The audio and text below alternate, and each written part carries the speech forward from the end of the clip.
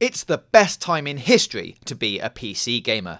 Not only are we benefiting from industry-wide trends like the indie revolution, but PCs are increasingly getting more of the titles long thought of as landmark console exclusives. With the popularity and usability of platforms like Steam reaching ever more dizzying heights, and even long-time console developers converting to the growing PC bandwagon, the incentives to drop a few $1,000s, or pounds, on a brand new, powerful rig have never been more tantalising.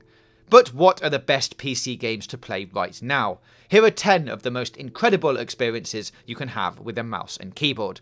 And yes, there are only 10 here, which means we have to miss a lot out. Left 4 Dead 2. Hey, where is everybody?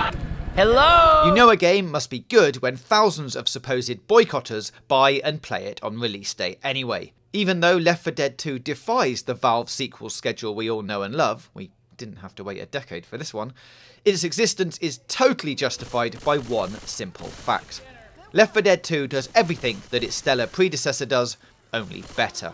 Whether you're playing purely cooperatively or taking part in the addictive asymmetrical multiplayer, Left 4 Dead 2 makes fighting zombies fun again with its new modes and refreshingly varied environment themes that can keep you entertained for endless nights of the living dead. Undertale. Undertale is not only one of the best games of the last decade, it's also easily one of the most surprising. What appears on the surface to be an unassuming, weird little indie game slowly unravels over the course of several hours to be one of the most amusing and oddly compelling experiences to land on our monitors in recent history. Undertale combines masterful writing and deft manipulation of some of the RPG genre's most tried and tested and stale tropes, as well as a healthy dose of fourth wall breaking humour. Saying too much about it would only spoil its many layers of delight. Don't walk, run to grab a copy of it, and you won't regret it. Team Fortress 2. Team Fortress 2 is the ultimate example of a great idea that's just got better with time. Even after thousands of hours, the battle between red and blue never grows stale. And, oh yeah, it's totally free to enjoy. But above all, Team Fortress 2 is a game that simply oozes personality from every last pore. Who can forget the Heavy's hearty laugh, or the spy's wily grin as he plunges his knife into a medic's tender back? Right behind you. Elder Scrolls V Skyrim. When people talk about why PC gaming is better than console, Skyrim is one of the first titles they point to. This is the pinnacle of open-world fantasy games, packed with an incredible amount of content that will keep you playing for months. And if you've got a decent gaming rig, it all looks absolutely gorgeous, not to mention that you have access to thousands of free, player-made mods to extend the game's life for however long you'd like. The release of the Special Edition last year makes this game an absolutely irresistible package for anyone that somehow missed it the first time round. You can hunt dragons, punch the local wildlife to death, or just fill a man's house with carrots. That's the beauty of Skyrim, you can pretty much do whatever you want. Overwatch. Competitive shooters are a huge genre, and a hugely profitable one. One whose modern form was pioneered by Call of Duty, but that owes a debt to the earliest days of FPS multiplayer when dial-up modems provided the glitchy bridge between copies of Quake. Overwatch succeeds in large part because of the way it harkens back to those old school shooters, putting aside almost everything that doesn't directly serve the gameplay and offering just enough of a sense of progression to keep players hooked from match to match. Overwatch doesn't present a huge number of new ideas, but what it does so well is take some of those old ideas and refine them to near perfection. World of Warcraft. MMORPGs are some of the most rewarding time sinks ever conceived. World of Warcraft remains the best of the best. It's incredibly accessible, there's no overly harsh death penalty, and leveling is best done not simply by grinding, but by completing quests that have interesting stories and adventuring from one massive detailed hub to the next. And with each new expansion, WoW continues to get better. With a world far larger than most MMOs, tons of memorable raid dungeons, great PvP arenas, Pokemon-esque pet battles, and now player housing, there's not much else we could ask to be added to an already phenomenal game. The Witcher 3 Wild Hunt.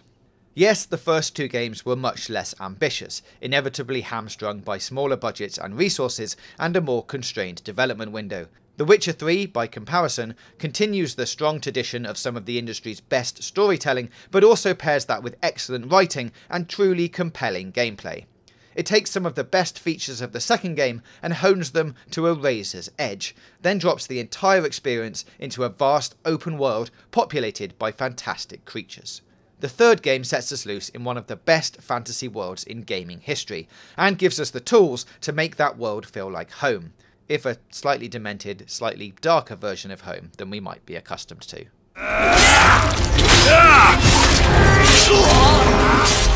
Minecraft. Would Minecraft have been just as successful if it weren't for the millions of users uploading YouTube videos 24 hours a day? Who knows, but with more than 100 million registered users on the PC version alone, that's a lot of people stacking blocks and slaying ender dragons.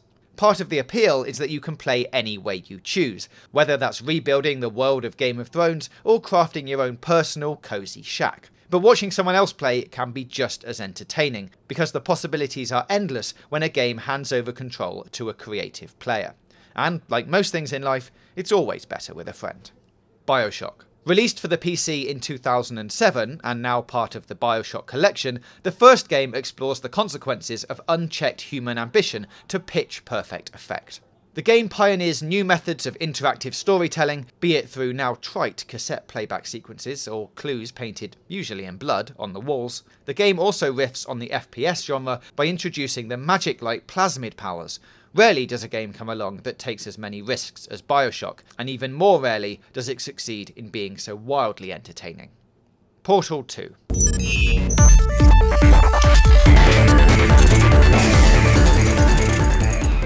Portal 2 picks up where the original left off, not only in terms of mechanics and gameplay, but in terms of tone, and then it layers on more complex puzzles and more developed characters.